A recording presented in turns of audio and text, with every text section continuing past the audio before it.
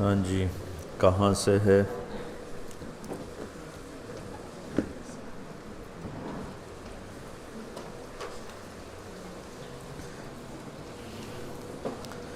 میرا سبق ایسے ہوتا ہے، جو کتاب جو صفحہ سامنے رکھ دیں میں وہاں سے شروع ہو جاتا ہوں، تو میں نے کوئی شروعات تو دیکھنی نہیں ہوتی، نہ ہی مجھے آتی ہیں، تو جو موقع پہ چیز یاد آ جائے بس وہ ان کو سنا دیتا ہوں۔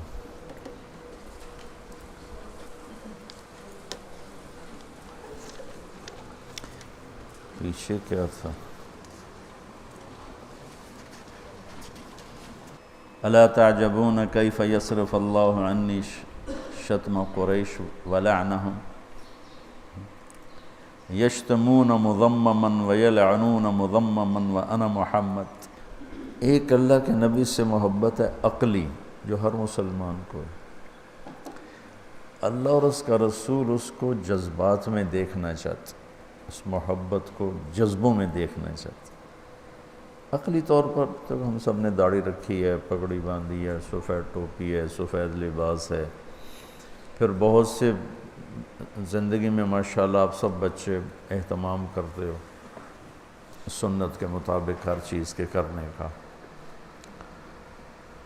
مولانا نظر الرحمان صاحب میرے استاد ہیں، تو ان پہ بخار کی شدت کی وجہ سے غشی سی کیفیت تھی، ہم اوپر کھڑے ہوئے تھے، بہت بری حالت، تو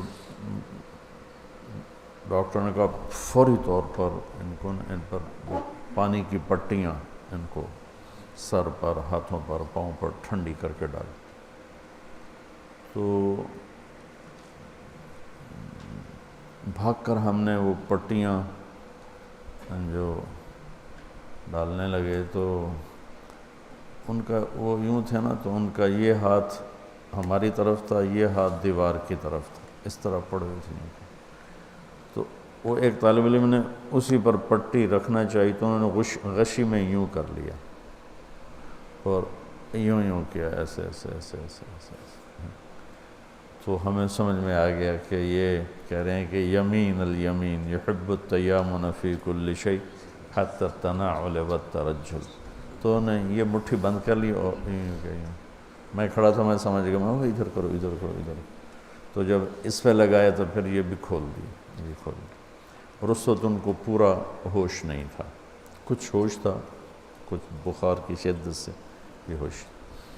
تو اس طرح جذبات میں اللہ کے نبی کی محبت آ جائے، یہ مطلوب ہے۔ اور ہم جو فنی چیزیں پڑھتے پڑھتے پڑھتے ہمارے جذبات مر جاتے، جو کہ ہمارے سبق کی ابتدا ہوتی ہے ضربا ضربا سے، ماری جاؤ کٹی جاؤ۔ ایک تاجر نے مجھ سے پوچھا کہ مدرسے کے جو طالب علم ہوتے ہیں ان میں غصہ زیادہ ہوتا ہے، جو کالج کے لڑکے ہوتے ہیں ان میں اتنا غصہ نہیں ہوتا، کیا وجہ؟ میں نے کہا ان کا پہلا سبق ہی ضربا ہے، اور الفاظ اثر کرتے ہیں۔ یہ میں لطیفہ نہیں سنا رہا ہوں، حقیقت ضرب ضربا ضربو ضربت ضربتا ضربنا ضربتا ضربتما ضربتم ضربتی ضربتما ضربتن ضربت ضربنا ما ضرب لم یضرب لا یضرب لن یضرب اضرب ولا تضرب۔ یہ الفاظ جادو کوئی گولا ہوتا ہے توپ کا، یا الفاظ ہوتے ہیں؟ جادو کیا ہوتا ہے؟ الفاظ ہوتے ہیں، اور نبی جیسی ہستی پر بھی اثر کر گئے، آتے ہی گردانوں میں الجھانا۔ اور آگے صرف بھی ایک قانون ہے، نحو بھی قانون ہے، فقہ بھی قانون ہے، اصول فقہ بھی قانون ہے، اصول حدیث بھی قانون ہے، اصول تفسیر بھی قانون ہے۔ تو جب حدیث کی باری آتی ہے تو تم مر چکے ہوتے، تمہارے دلوں کو پانی نہیں ملا ہوتا، لہذا دلوں کی انگیٹھیاں کہہ لو یا گلشن کہہ لو، سرد بھی ہوتا ہے، مر بھی چکا ہوتا ہے، اس میں کوئی انگڑائی لینے کی صلاحیت نہیں ہوتی. تو لہٰذا وہ شدت پیدا ہو جاتی. وکیلوں میں کتنی شدت ہوتی. تم اسلامی وکیل ہو اور وہ دنیاوی وکیل ہیں، دونوں کا ایک جیسا مزاج ہے، نہ چپ رہنا ہے نہ برداشت کرنا. تو مجھے نہیں پتا کہ اس نظام کو کیسے بدلا جائے کہ ایمان بھی ترقی کرے اور جو ضروریات علم ہیں اس کا بھی پتہ چلے. تو بچوں، مسئلہ دینے والوں کا ہے. قانون فقہ، قانون فقہ، قانون قانون. زمین ہی سنگ لاخ ہو گئی تو وہ اگائے گی کیا؟ ڈھیلے ہوں اگر تار تو بیکار ہے مضراب. ہائے ہائے، ہیں ساز پہ موقوف نواہائے جگر سوز. اقبال پہ قربان جاؤں، ایسا شاعر میں نے نہیں دیکھا. ہیں ساز پہ موقوف نواہائے جگر سوز، یعنی سر اور تان جو ہے وہ تو ساز پہ موقوف ہے، تو ساز انہوں نے جگر کو بنا دینا. ڈھیلے ہوں اگر تار. میرا تعلق موسیقی سے بھی رہا ہے نا بہت زیادہ، تو وہ بھی مجھے بہت کام آتا ہے. ایسے اگر میں موسیقی نہ سمجھتا تو یہ شعر بھی نہ سمجھا سکتا. تو جب ستار بجانا ہو، بینجو بجانا ہو، گٹار بجانا، تو اس کو نا کستے ہیں، پہلے تاروں کو کستے ہیں، ایسے ان کو سخت کر دیتے ہیں کہ ان پر چوٹ پڑے تو ان کی ہائے نکلے. یہ وہ جو ساز سے نکلی ہے وہ دھن سب نے سنی ہے، جو تار پہ گزری ہے وہ کس دل کو پتہ ہے. کہ وہ تار پہ وہ گزر جاتی ہے، وہ تار کو پھر ایسے اس آگے وہ پیش لگے ہوتے ہیں، وہ سخت ہو، یوں کرو تو ٹن ہوتی. تو آگے اقبال کہہ رہا ہے ڈھیلے ہوں اگر تار تو بیکار ہے مضراب. مضراب کیسے کہتے ہیں؟ وہ ایک چھوٹا سا ہوتا ہے جس سے وہ کئی تو انگلیوں سے ہی کرتے ہیں، وہ بڑے ماہر لوگ ہوتے ہیں، ان کی انگلیاں سخت ہو چکی ہوتی ہیں. جو مراسی ہوتے ہیں ان کا دن رات کا کام، تو ان کی یہ جگہیں سخت ہوتی ہیں. لیکن جو شوقیہ کرتے ہیں جیسے میرے جیسے تھے تو ہم انگلی سے نہیں کر سکتے تھے، تو وہ کوئی نہ کوئی ایک چھوٹا سا انسٹرومنٹ آتا تھا اس سے، تو اس کو مضراب. ڈھیلے ہوں اگر تار تو بیکار ہے مضراب. مضراب بیچارہ کیا کرے، تار ہی ڈھیلے ہیں. تو ہمارے جو طلبۃ العلم ہیں مولانا صاحب، میں قسم کھا کے کہتا ہوں پوری دنیا میں ایسے طلبہ کوئی نہیں کہ جو زندگی کا اتنا بڑا حصہ دے دیں، پوری دنیا میں کوئی. اور ایسے علماء بھی کوئی نہیں، علم کے لحاظ سے نہیں، قربانی کے لحاظ سے، جو اتنی تھوڑی تنخواہوں میں زندگی گزارتے، لیکن دینے میں بڑی کوتاہی. صرف قانون، صرف قانون، صرف قانون. تو دلوں کی دنیا اجڑ جاتی. اس لیے میں کہتا ہوں جب تم اپنے وقتوں میں سیرت خود پڑھو. ہمارے ہاں تو قانونی طریقے پر پڑھایا جاتا ہے، قانون ہی سمجھایا جاتا ہے. قرآن پڑھو، سیرت پڑھو،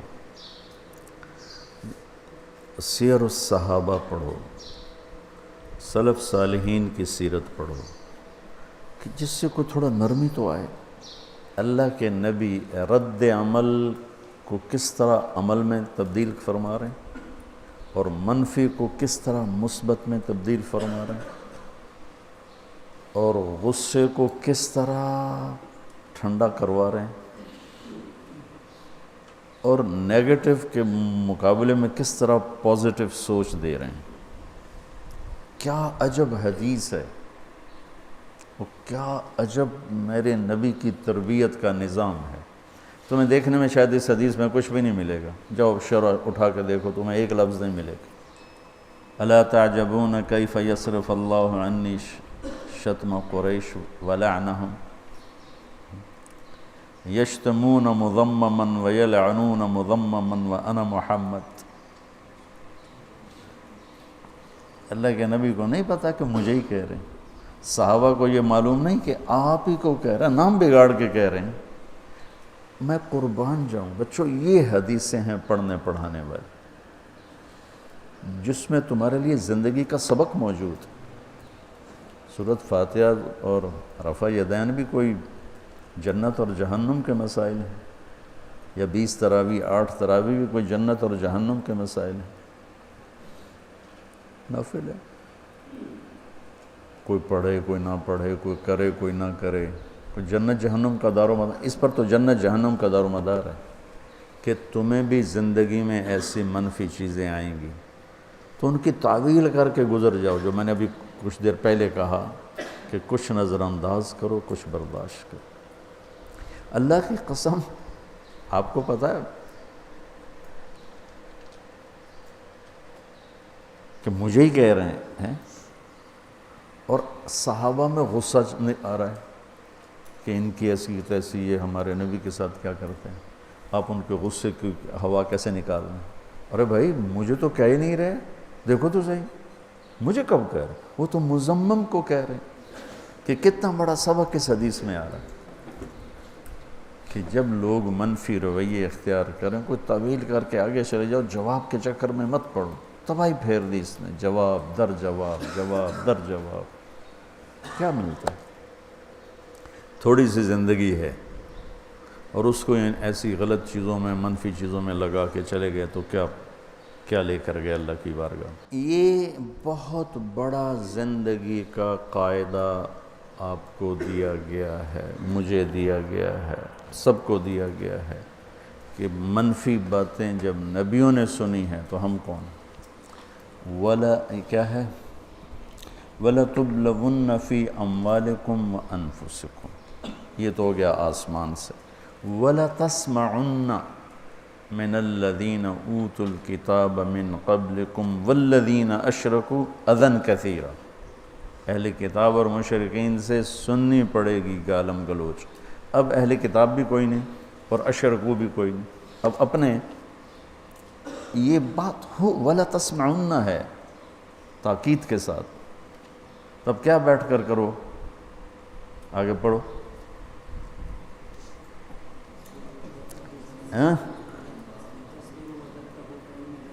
ان تصبروا وتتقوا فإن ذلك من عزم الامور، میں تم سے اس لیے پڑھوایا کہ کرنا کیا ہے۔ اب لوگ باتیں کریں، فلاں فرقے والا کرے گا، فلاں فرقے والا کرے گا، فلاں کرے گا، کوئی کچھ کہے گا، کوئی کچھ کہے گا، کوئی۔ اب کیا کرنا ہے؟ صبر اور تقوی۔ ان تصبروا وتتقوا، زندگی پانی کے بغیر ختم ہو جاتی، ہر جاندار میں پانی ایسا جزو ہے، نکال دو تو موت واقع ہو جائے، فوراً موت واقع ہو جائے۔ اسلام میں صبر پانی کی طرح ہے، صبر نکال دو اسلام مر جائے گا۔ اسلام وہ صفت ہے جس کو قرآن میں ڈھونڈو گے نا، ہر صفت کے ساتھ صبر آ رہا ہے، ہر صفت کا صبر آ رہا ہے۔ آمنوا وعملوا الصالحات وتواصوا بالحق وتواصوا بالصبر یجزون اولئک یجزون الغرفۃ بما صبروا وجزاهم بما صبروا جعلنا منهم ائمة يهدون بأمرنا لما صبروا۔ اور اللہ نے اپنے نبی سے فرمایا وَلَقَدْ نَعْلَمْ أَنَّكَ يَضِيقُ صَدْرُكَ بِمَا يَقُولُونَ۔ اب کیا کرنا ہے؟ فَسَبِّحْ بِحَمْدِ رَبِّكَ وَكُن مِّنَ السَّاجِدِينَ وَاعْبُدْ رَبَّكَ حَتَّى يَأْتِيَكَ الْيَقِينُ۔ تو بچوں جواب دینے میں نہ الجھنا ورنہ ٹائم ضائع ہوگا، یہی مذمم کہہ کر گزر جانا، اپنی بات سناتے رہنا کہ مثبت بات تو جائے گی تو کچھ نہ کچھ کوئی لینے والا بن جائے گا۔ تمہارے اگلا سال تمہارا آخری سال ہے، اس لیے میں نے باقی بچوں کو بھی بلا لیا کہ میں چاہتا ہوں کہ اللہ کرے کوئی میرے ذریعے سے ایک ایسا مجمع تیار ہو جائے جن کے جذبات میں اللہ رسول بستے ہوں اور جن کے اخلاق میں نبوت والے اخلاق کی مہک اور خوشبو ہو۔ تو یہ الا تعجبون کیف یصرف اللہ عنی شتم قریش ولعنہم، یشتمون مذمما ویلعنون مذمما وانا محمد، سبحان اللہ، یہی کہہ کر گزر جایا کرو، اپنوں میں، غیروں میں، رشتوں میں، نعتوں میں، بڑوں میں، چھوٹوں میں، بیوی کے سامنے، بچوں کے سامنے، اولاد کے سامنے، ماں باپ کے سامنے، چھوٹے کے سامنے، بڑے، اس قانون کو چلاتے جاؤ، سکھی ہو جاؤ گے۔